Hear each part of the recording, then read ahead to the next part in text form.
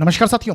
कुंडली के कुछ प्रमुख भाव ऐसे होते हैं जहां पर जब शनिदेव गोचर करते हैं तो वह बहुत अच्छा परिणाम देते हैं। उनमें सबसे पहला भाव है तीसरा भाव, उसके बाद है छठा भाव और फिर है आपका 10वां भाव और फिर एकादश भाव।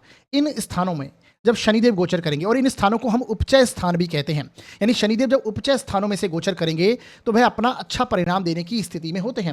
हो सकता है इस समय में जब शनिदेव यहाँ पर गोचर करें, अभी आपको थोड़ा संघर्ष महसूस हो, परंतु जो ये संघर्ष इस समय में आप करेंगे, ये आने वाले समय में आपको बहुत अच्छे परिणाम देने वाला होगा।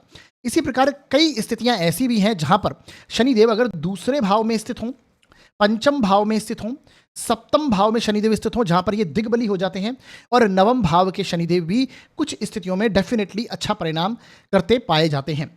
अब ये स्थितियों पर डिपेंड होता है।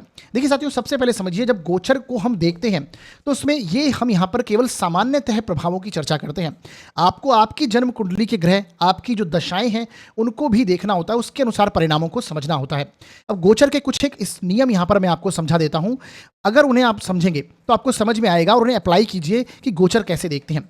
सबसे पहला नियम ये है, आप देखिए कि गोचर का ग्रह जो है वो किस राशि में स्थित है, इसे देखिए सबसे पहले।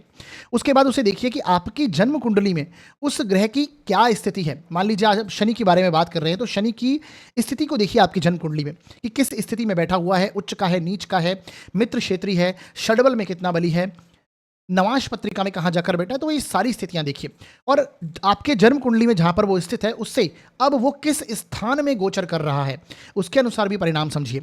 इसके साथ तीसरी स्थिति यह है कि गोचर का ग्रह, जैसे शनिदेव हैं, गोचर का ग्रह जिस स्थान से गोचर कर रहा है आपके जन्म के समय पर, वहां पर कौन सा ग्रह है। यानी इस फिलहाल में मान लीजिए शनिदेव आपके दशम भाव से गोचर कर रहे हैं, तो दशम भाव से शनिदेव गोचर करेंगे तो 10th हाउस में आपके जन्म कुंडली में कौन सा ग्रह लिख रहा है, उसके ऊपर से शनिदेव गोचर करेंगे, और उसके त्रिकोण में जन्म कुंडली में आपके कौन से ग्रह बैठे हैं, उनके साथ भी वो संबंध बनाएंगे जब वो वहां से गोचर करेंगे।